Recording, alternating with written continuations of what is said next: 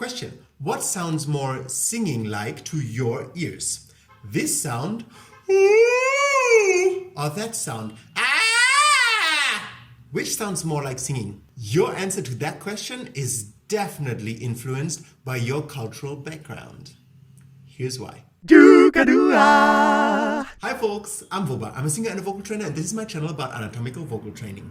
Today I have a little story time for you because I learned singing in Germany. And when I learned singing, Germany has a very classical background, and so when I learned chest voice, I went to Africa. And I discovered, when you learn something new, you out of a sudden discover things everywhere around you that, represent the same thing or are the same thing. And so I discovered my friend in Burkina Faso in West Africa. He always, when I said something that he really was like, yeah, that's right, he said, aha, aha, aha. It's like it signifies, yes, you got my point, you understand what I'm talking about. And so I was like, wow, this is chest voice. And so I was, chest voice, the baby cry, which I explained in this video. So I was like, wow, I totally need to learn from him, and so I started to imitate him, and it was really funny between us. I loved it, he loved it too. But I also, when I was there, I did some vocal exercises, and I did it in his little house, and he always ran away because it's very loud when I do my vocal exercises. And so he heard them from outside, and with this one exercise, he came in and he was like, what is this? You sound like an engine of a car starting. And it was the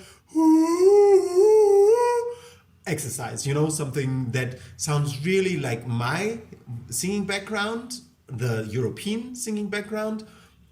We would define that as a more singing-like sound rather than ah. But then I did this, and he was like, yeah, that sounds more like singing. And I was like, wow, I could have never thought that somebody thinks that way, because it's the opposite of mine, right? Of the way that I was socialized.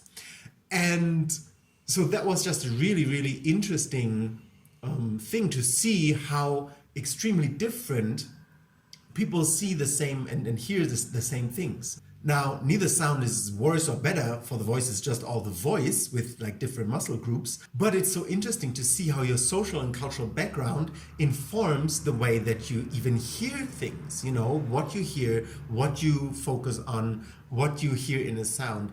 And so I took that really as like an inspiration to not be so stiffed up with my definition of what is a good vocal sound, right? Because that's important. To have your flexibility, you have to first let go of the BS that you believe, oh, this is how it should be, this is right, this is the only way. Because only when you let go of this and you start thinking, oh, I'm a multidimensional being, meaning emotion-wise, right? I don't just have one emotion. I'm always happy or I'm always sad. I have so many emotions. And so therefore my voice, since it's the expression of my emotions, can be so multidimensional. And, just going through the different cultures in the world and seeing how differently they perceive, the different sounds of the voice was really enriching for me, and I hope it's enriching for you too. So basically, if you think, wow, this is the most amazing sound that I ever produced, somebody else might still think, wow, this is crap, what are you doing? And it doesn't really matter, if the sound was produced amazingly healthy, if it's an amazing sound, their cultural background might be just like, what are you doing? This is horrible.